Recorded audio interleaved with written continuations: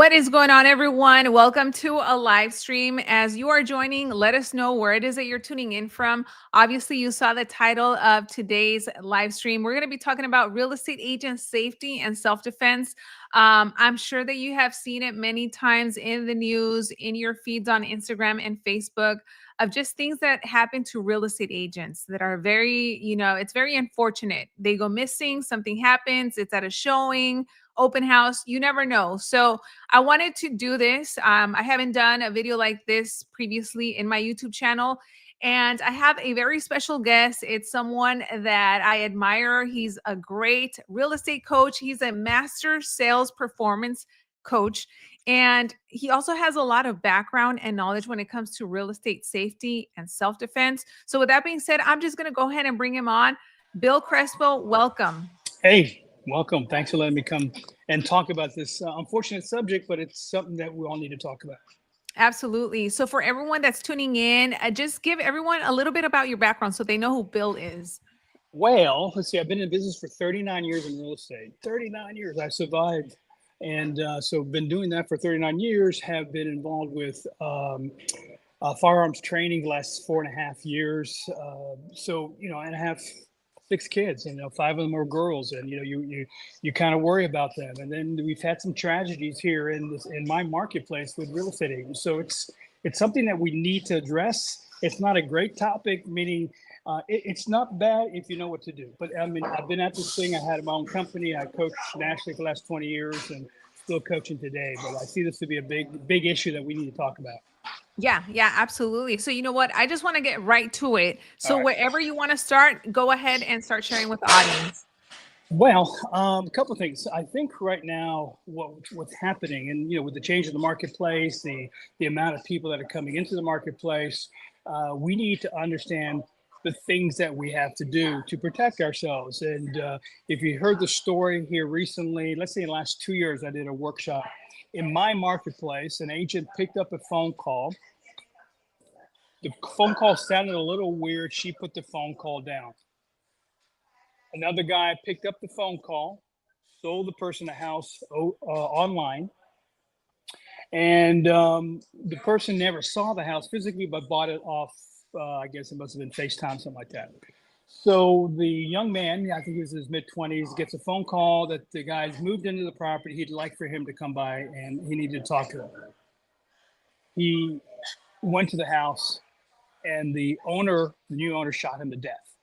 Okay. I mean, first of all, a couple of things that I talk about a lot is if it seems a little strange on the phone, it's probably going to be a problem all the way through. And what happened was this lady who was in my workshop said, I know the girl who took that phone call. She didn't take it. This young man took the phone call. Unfortunately, he was shot dead at the house. So that started me on a journey of how do we protect ourselves as real estate people? What do we do? What are some simple things we can do? So in the last 5 years, again, guys, and I wasn't a gun person. My wife kept telling me to get a gun. I was really, to be honest with you, was afraid of guns. And I took a class with a police officer teaching me. I bought a gun. My wife bought a gun, and then we took some lessons together. And I went, you know what? I need to learn this thing really well. So I ended up going to a company that actually trains police officers and trains special forces type of people. And I didn't know what I was getting into, but I went from zero, meaning being totally scared, to doing to the point now that I'm a firearms trainer for USCCA. I switched companies with them and went to another company that was doing tactical training and also doing things with Navy SEALs, retired Navy SEALs, and things like that. So I learned a lot. And then I said, okay, what do my girls need to do? My daughters, who are, they go from 36 all the way down to 22. And how do they protect themselves, and what kinds of things do agents have to do? And so ever since then, I took the USCCA class. I became an instructor. I've been out to places where I needed to have a background check and train with some of these retired Navy SEALs and people that can really show me a lot. So there's so much that we need to understand. And I look at the reports from NAR, and I'll be rambling here a little bit, but NAR reports, yeah, okay, so 34% of the people have confronted it, but that's of a small segment of the marketplace. 1,500 people were surveyed on this.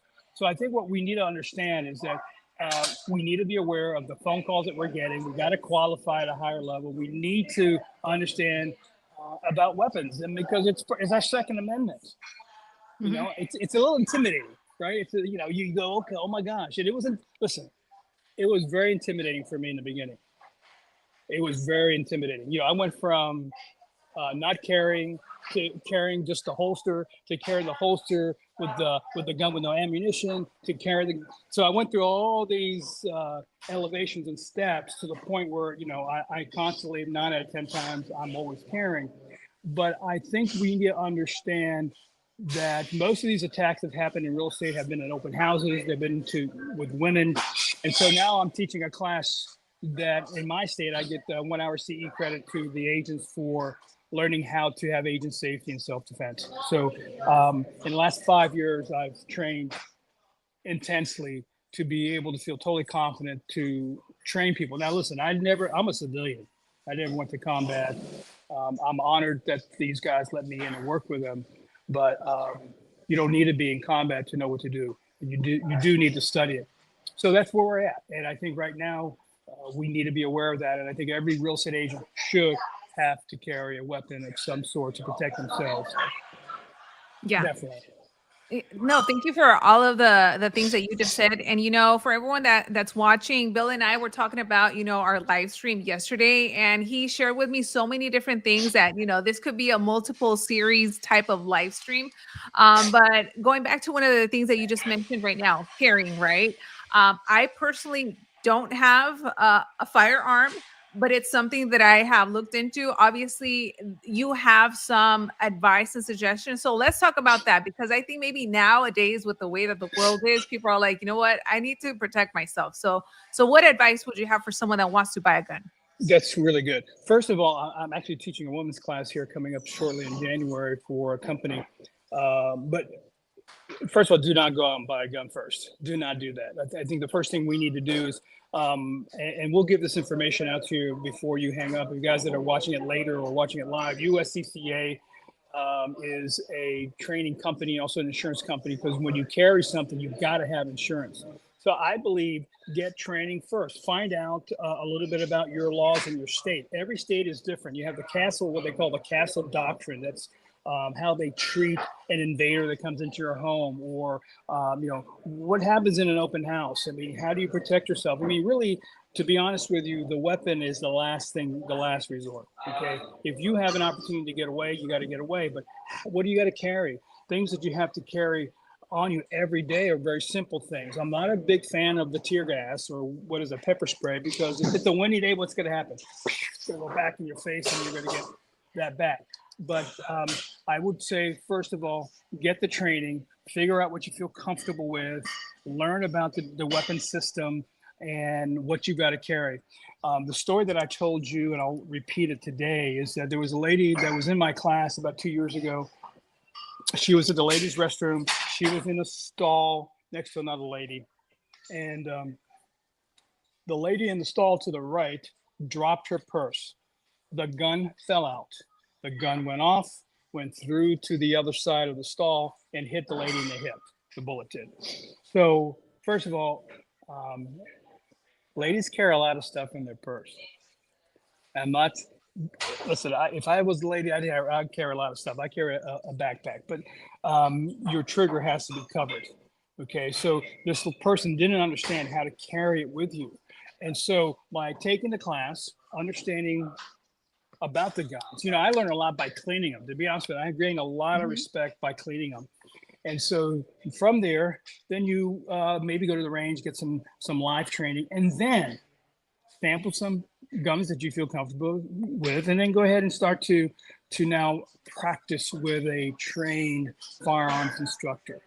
And you either going to have a range time with that person.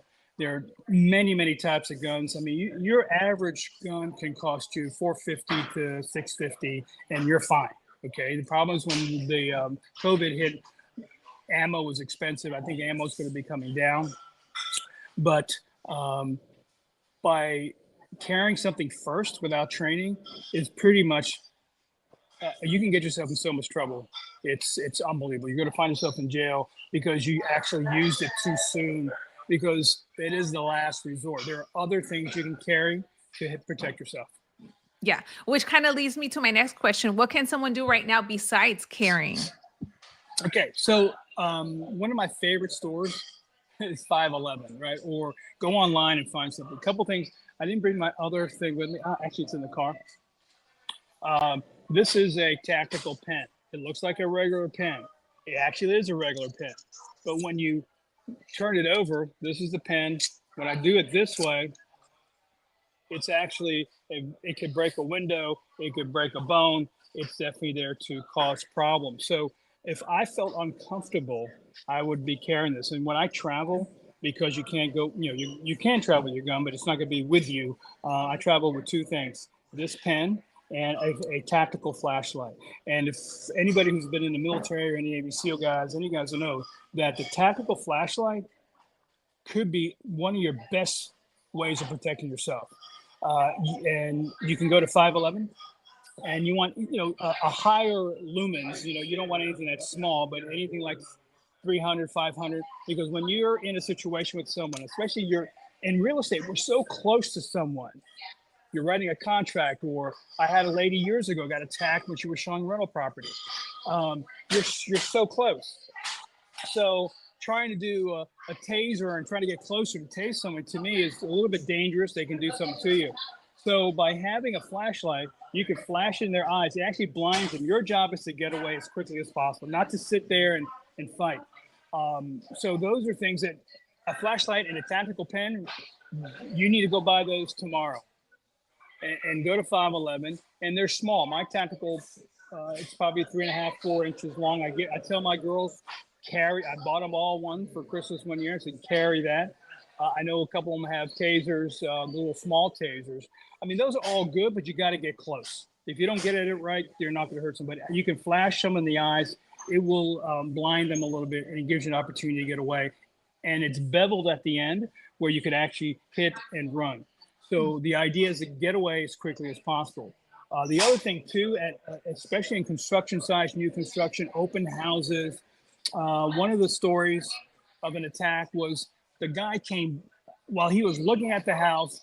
The agent was showing the house to someone else. He undid the latches on the first floor of the property at the windows. That gave him an opportunity to jump in. Thank God nothing happened to her, but she had to go hide, and he was trying to attack her at the end of the open house.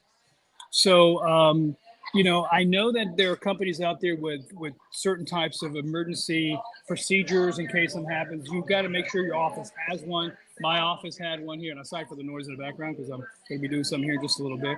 But they had a code. So if something happened, I thought this was a great idea. I didn't make this thing up. You're in a situation and you're going to make a phone call to your office because you're a little nervous about the person you're with. And the code was red file. Thought it was cool, right? Hi, Betty. Hey, Betty. Yeah, this is Bill. Remember the red file that I left on the counter? Do you mind letting me know what that? And so the signal or the code was red file. Okay. So what is yours with your family? So once you get yourself involved in understanding self-defense and firearms, and again, I am good at my level. I'm never served in the military, but I can tell you one thing right now, that I'm prepared in case something happens, whether in my house, in my car, here, anywhere. And I know the main thing here is retreat. But because we're in real estate, we're so close to someone, you've got to be able to evaluate what you have in front of you. And it's not like it's not happening. And, it will never happen to you. Yes, it could happen to you. I mean, you hear the stories. So I think carrying the first step, flashlight, second step, the pen, tactical pen, that right there, and keep it on you because it doesn't really help if you keep it in your bag and you don't take it out. So your flashlight is on you, and that could be in the daytime. It could actually blind you. It's so strong, and anything over 500 lumens could actually burn a hole in your pocket if it's in there on. It could get very, very Wow. hot. So, um, you've heard those guns at the burner, a couple others, that say it's legal in every state. I mean, I've talked to some well-trained people, and yeah, I guess it's kind of cool to have. And those are people that don't want to take the next step and get a gun because that looks like a gun. And if you pull that out to someone and that person has a gun, your little burner thing's not going to work Yeah. at all.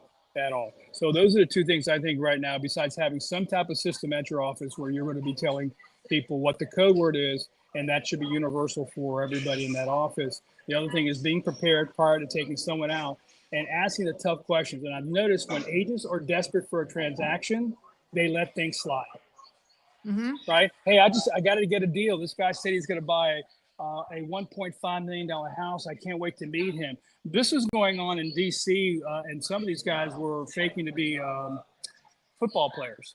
And I remember a couple of these agents were, talking about taking this person out. It ended up being that this guy was not a football player. It was somebody trying to scam. We've got to ask the tough questions. Yeah. And I know, especially for the ladies, for all of the women that are watching this, if you can briefly talk about, let's say I'm showing someone, what is the proper way to walk? Is it next to them, in front of them? How far behind, close? Yeah, I had a guy who trains people in entering homes, police officers and SWAT teams, and you first of all, you've got to look at the exterior, right? We talk a lot about situational awareness. You need to have clear situational awareness before you're pulling up. You're looking to see, what your possibilities are here. Is there anybody behind the building? Is there another car following you? All that kind of stuff, and if someone wants to go upstairs, you let them go first and you stay downstairs. I'll be downstairs. You can take a look at it. To go upstairs with someone in a vacant home or in a home that you're previewing, it doesn't make any difference if it could be a home that someone lives in. Let them go upstairs by themselves. You don't need to go upstairs with a person if you're by yourself. And yes, let them stay in front of you as much as possible, but also making sure that you also, while you're in that house and in a situation, knowing what escape routes you have. Mm-hmm. Because if you don't, whether it be the door stays open, and I know, it's so interesting, Loida, that, there are a lot of great agents, and most of these agents are driver personalities, and the women goes, I'm really good. I know it. Listen, it takes a second or two to be in a situation that you never expected. So I leave the door open all the time. I had a lady that I coached in Florida. She was at a gas station, a real estate agent. She was getting gas. The right-hand side door was open. Okay, so you're getting gas. You don't even think about it. You left that door open. Your door, all the locks are open. So now you're pumping gas. She finishes pumping gas. The guy jumps in the side of her. And if it wasn't for her beating the hell out of the guy with her bag and just doing that, something could have happened. So it's any situation that you're in, especially for women, and it could happen to men too. Mm-hmm. No doubt about it. I mean, I'm in the habit of always, and I know my kids look at me and go, Dad, why are you carrying concealed right now? You're going to walk the dog. If I get in the habit of always carrying, I always carry. So I never forget. So even on simple things, I'm always carrying. And then because I'm well trained and I'm trained. Mm-hmm. That's why I say you don't want to do that if you're not trained, just because you haven't. And in some states right now, if you heard what Trump said recently, that he wants everybody to be able to conceal carry in every state uniformly, you could carry outside your waistband, which is a little weird. I'm not a big proponent, and everybody I've talked to that are highly experienced says, who's the first one's going to get shot in the situation? The guy that's showing that he's got a gun. You're going to go, okay, well, let's pick that guy off first or that lady off first. And I've seen people go to bars and situations where they're tearing. It's dangerous. So, yeah, those things that we have to be aware of. But driving, having people follow you. I know you need the money. I know we want to make a commission, but we need to slow down and speed up because there's too many opportunities here. And I think more now than ever, those things can happen. One other story, my daughter goes to the gas station 10 cars surrounded her at a gas station. 10 vehicles. These guys in these little, what I call, I don't know, it sound like bumblebees. Those little cars with the Mm. little, with the mufflers in the back. Anyway, so she all of a sudden they came up. I mean, it wasn't for the cashier who came out and kind of was out there trying to help her. These guys left. They were just trying to intimidate her. I don't think anything was going to happen, but that's a little scary. It was scary for Yeah. a parent like myself. So we've got to be prepared and know. USCCA is probably one of the best locations to start to get some training. The other thing I want to tell everybody that once you purchase a gun, you need to have insurance. You shoot someone, you are going to jail. You may be spending a night or two there. And there's a way of discussing the situation with a police officer. And it's a lot different than what you think. You can incriminate yourself and find yourself in a situation where you thought you were right and you're going to be in jail for a long time. So there's a responsibility and a level of training. Every state is different, and USCCA has the laws in every state there. And I carry in my wallet the script of all scripts, so I train scripts, is what to say if something happens. So the first thing, if I ever came up with something, I have this, and I have in the back of it what I have to say and a phone number, and that is it. Nothing else. Because the more you say, the more you can get yourself in trouble. So there is a responsibility. And yes, it's scary, but I know a lot of women that do it well and are trained well with it and just have a lot of understanding of the power they have with the weapon and how to conceal it. Women's a little bit different because you want to carry it in your purse. You may want to carry it in another bag. To me, I mean, that bag could be, all over there and something happens to you. So I'm a fan of carrying on you as much as possible. And they have a lot of 511 has a tremendous amount of clothes for women. You can see it online. How to carry, no one can ever tell that you're carrying at all, as long as you don't have a rifle on you. Yeah. Definitely, Of course. that will not be good. That will not be good. So I know you mentioned a lot about, obviously knowing your surroundings, where you're at. Talk a little bit about parking. How do you park at a property, depending, I don't know, anything? Okay, so that's a very good subject. I do a whole class on parking. We do some testing on that. So basically, if you see a wall, you want to be out in the open and not have any place to park where there's something that someone could hide behind something. Okay, and in these parking lot shopping centers and things of that nature, never. I'm sure you've heard this. So never park next to a van. Never park next to a van. Never park anywhere where it's dark. Okay, because anything can happen in a dark situation. And typically, I tend to go all the way to the top of a parking center that's where it's light, instead of being out in the bottom area where it's dark. One of my trainers, actually, my trainer was intimidated by two guys who came at him saying that he blocked him on parking, right? So he was by himself. Now this guy could kill someone with one finger. So this guy was well trained. And these two guys went to him and intimidated him. And when someone comes up to you and they're 21 feet away, you have 5 seconds to make a decision. I said this to you the other day. So as they're coming towards you, you either go to leave and not confront and get yourself out of the situation. But when that person's coming inside of 21 feet, you don't have a lot of time to make a decision. And so parking underneath a parking garage or parking next to cars, again, situational awareness is a key. Knowing your surroundings, and you have to understand what we call the threat levels. The threat levels, and when you're in red, you've got to do something serious. You're gonna, someone's gonna have bodily harm, for sure. So, and I tell my wife this all the time. Hope she doesn't see this, but is that your body posture has a lot to do with it. If you kind of keep everything inside your shoulders, people are looking for people that are vulnerable, that look like they're scared, that look like they're nervous. You've got to carry yourself outside your shoulders and walk with a purpose. Now, I was born in the Bronx. I left early, but I'm telling you one thing: in the Bronx, you walk like you have a purpose. Or in Miami, right? Miami, you got to walk like you got a purpose. You can't be going, I just wonder what's going on here. You got to walk with a purpose, Yeah, or else they know you don't belong here. You do exactly. not belong. So all of that is what you do.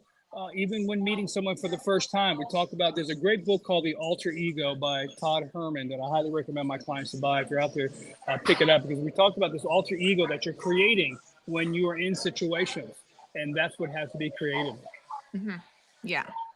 So as we wrap this up, and you've given so much great information that I think a lot of us never really put thought into it until you mention it.